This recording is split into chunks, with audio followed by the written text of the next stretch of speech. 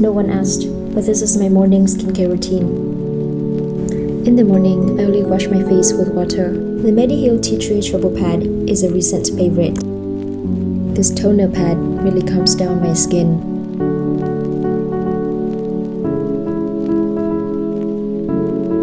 I've used Laneige Cream Skin for years now, and I prefer the mist. It's one of the best toners for dry skin. Before, I used to use vitamin C in the morning, but it seems to worsen the look of rosacea on my skin, so I started using azelaic acid instead.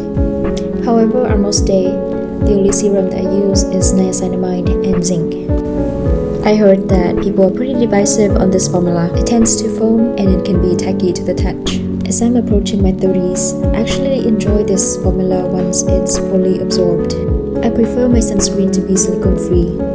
So I have tried a number of silicone-free formulas, but Biossance is the only one that doesn't leave a white cast, make me look greasy, break me out, or have a strong smell.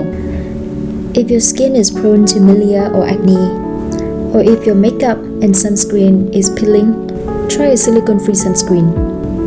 Personally, it has really helped my skin. But of course, the best sunscreen is the one that you enjoy using every day. And that is the last step of my morning skincare routine. On days that I wear makeup, I put on a very simple look.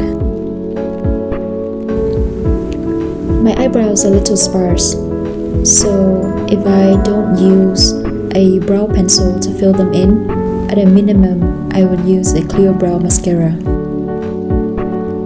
I like to first brush all the hair up, and then with the tip of the brow mascara, round it in the outer 1/3 of the brows. I don't like a very strong arch, and I feel like a soft arch makes me look more youthful.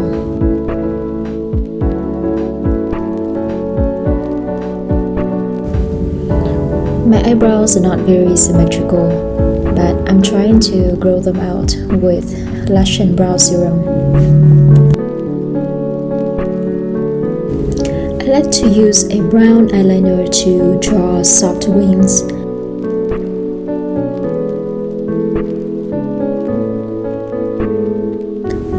I draw the tip of the wing with a super light hand.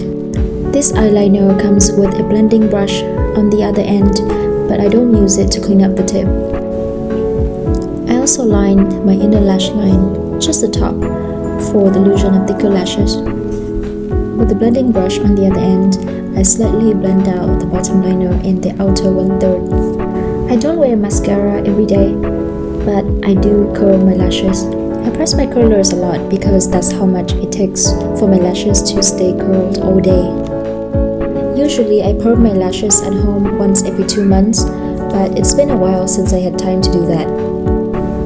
This is after curling 3 times at the root, 3 times at the middle, and 3 times at the tip.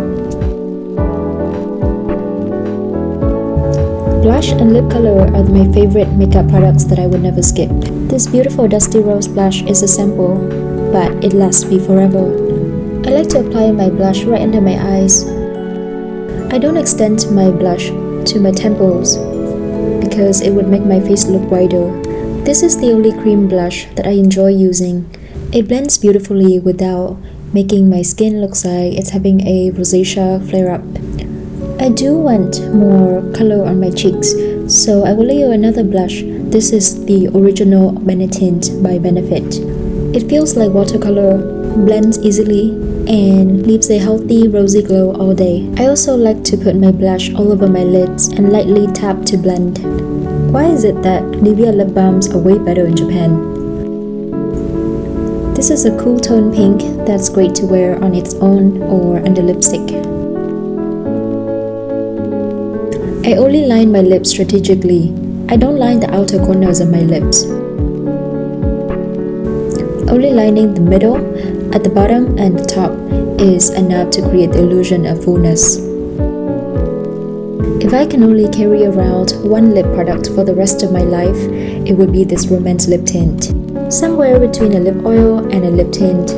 It's moisturizing, it fills in the lines on your lips, and gives you a beautiful wash of color.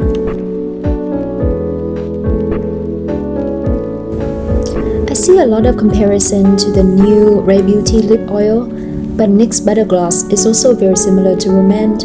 It's buttery soft and comes in many shades. Plus, NYX Butter Gloss is only $5, but you do get more product with Romand. The Nivea lip balm left a wash of color on my lips, so here is the swatch for Almond Rose. It is a perfect My Lips But Better neutral pink. I'm not sure if this pebble is even showing. It's actually a pressed powder highlighter from the Sam.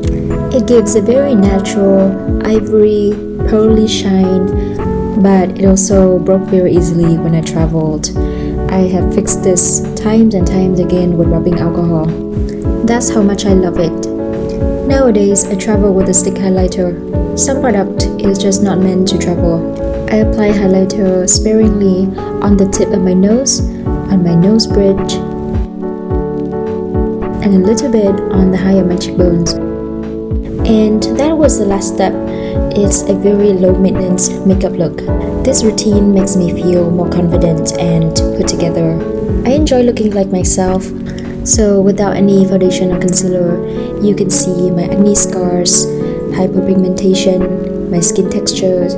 But then anyone who gets close enough to see all that would not care. Besides, imperfections makes us humans, and I think that's beautiful. On special occasions, of course, I would use eyebrow pencil, brow mascara, contour, eyeshadow, all that.